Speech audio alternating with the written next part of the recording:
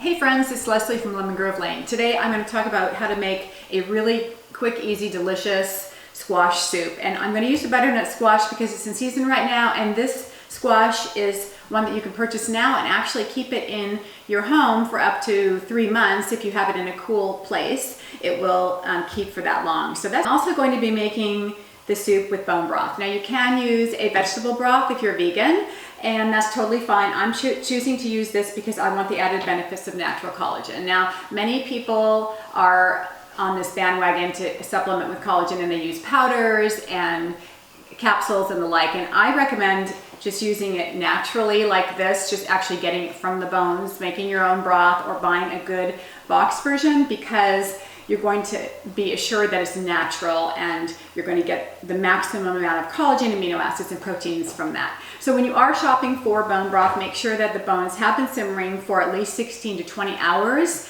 And when you purchase bone broth, you'll pay probably $6 to $7 for a carton of it. So it is more economical to try to make it on your own. And if you have like an Instapot, it makes that task very simple, and I can show you that on another video.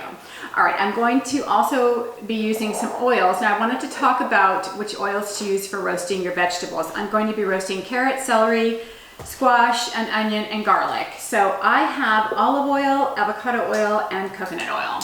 So the avocado oil and the coconut oil they have high burning points. So they're really good for drizzling over your vegetables when you're going to be heating them over 350 degrees. So if you're putting the oven on 425, which I'm going to do today, I have to make a choice. I have to use either good olive oil because it has a higher smoke point. That means it will withstand higher temperatures, or I have to use avocado or coconut oil.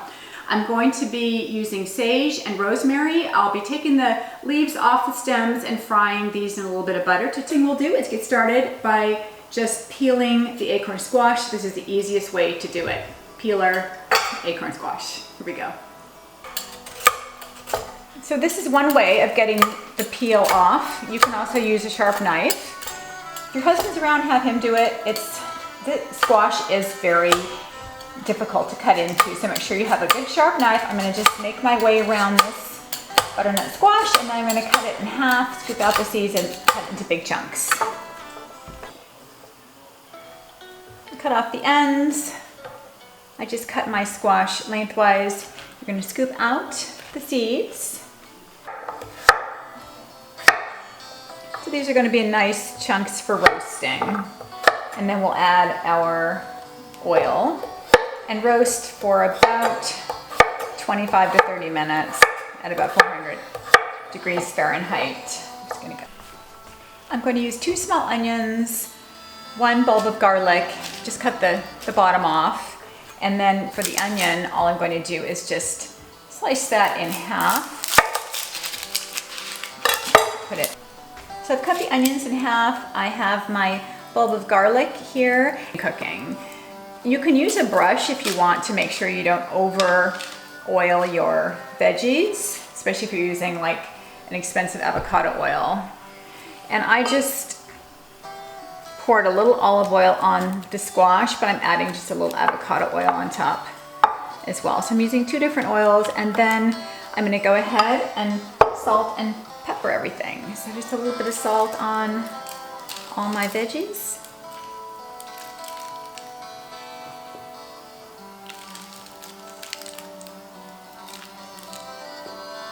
A little bit of pepper.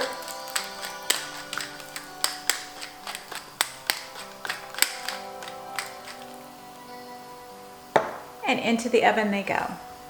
When the butter starts to get brown, you're gonna go ahead and sprinkle your sage leaves into your skillet. And you want them to be in a single layer.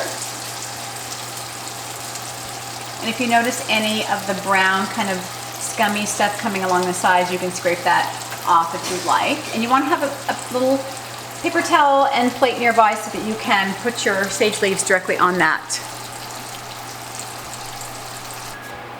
I just removed the squash from the oven. It's really tender. Okay, I just pulled the squash out. I can pierce it with a fork. It's tender, ready to be put into my Dutch oven. I'm going to use an Immersion blender to blend all the veggies up. Here's my roasted onion and my garlic. And the garlic cloves, all you have to do is squeeze them right out like this. They come out really easy. And this is much easier if you're sensitive to garlic to roast it like this first before you add it to your food. So it's really good. All right, so I have my veggies in here. I'm just going to add my chicken broth. This is the bone broth that I made. I'm gonna add the full container.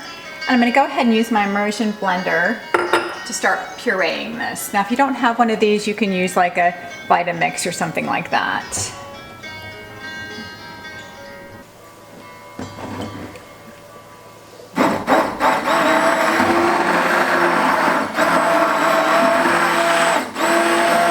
You have to be really careful when you do this to not get the soup all over your stove. I already made one mess. So you can use a bigger pot if you want when you're blending this. You just want to get it nice and smooth. Make sure you have all your onion.